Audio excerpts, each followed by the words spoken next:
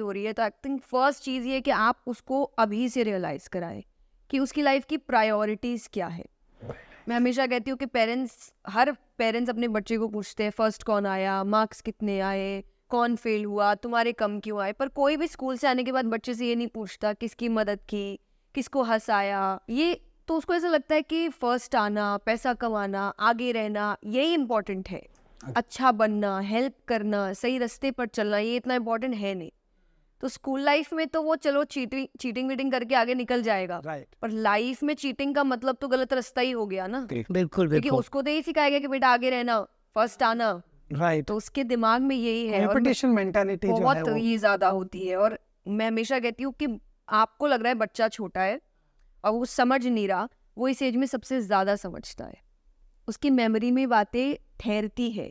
और मैं इसलिए कहती हूँ कि शायद आपको आपके 10-12 के सिलेबस याद नहीं होगा इतना, ABCD याद होगी आपको, आपके पोएम्स याद होगी, क्योंकि उस वक्त चिपक जाती है मेमोरी में ये चीज़ें। बस गलती क्या हो जाती है, उस एज के बच्चे को सही गलत नहीं पता होता, तो उसको जो दिखता है वो ले लेता है। तो हमें लग रहा है कि हम बच्चे के सामने चिल्ला रहे हैं या गालियां भी दे रहे हैं, वो अरे क्या समझ आता है, उसको सब समझ आ रहा है, वो सब सुन रहा है और वो आगे जाके वही चीज़ दोहराने वाला है।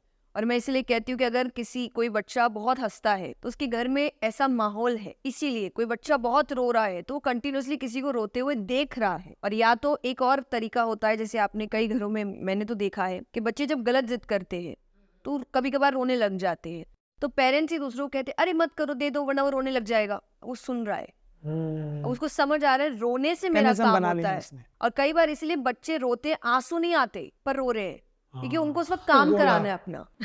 हाँ बट जहर ये हमारा बच्चा तो मतलब हम अपना कोई गाना लगा लेना तो चिल्लाने लग जाता है कि हमारा लगाओ, तो इसका मतलब वो सब समझ रहा है। हाँ, वो समझ रहे हैं कि आप उसकी कौन सी हरकत से उसकी बात मान रहे हो। तो मैं इसीलिए कहती हूँ कि बच्चा जब आपसे कोई उपहार मांगता है जी, उपहार मतलब उसको हो गया उसकी गलत जिद। यहाँ पर उपहार मतलब कि कोई ऐसी चीज मांग रहा है जो उसके लिए अच्छा नहीं है, तो अगर उपहार नहीं दोगे तो वो कुछ देर रोएगा, और संस्कार नहीं दोगे तो वो जिंदगी भर रोएगा।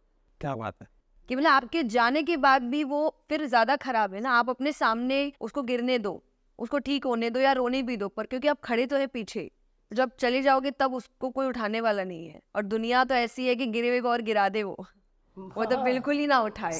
तो आप अपनी आंखों के सामने उसको ठीक कर दो कि इतना काबिल बना दो कि वो चाहे संस्कारों में काबिल है, पैसे में है, इमोशंस में है, स्पिरिचुअलिटी में है, कि आपको जाने से पहले इतना तो विश्वास हो जाए कि ये मेरे बिना भी अपनी जिंदगी निकाल लेगा, इतना काबिल तो है मेरा बच्चा।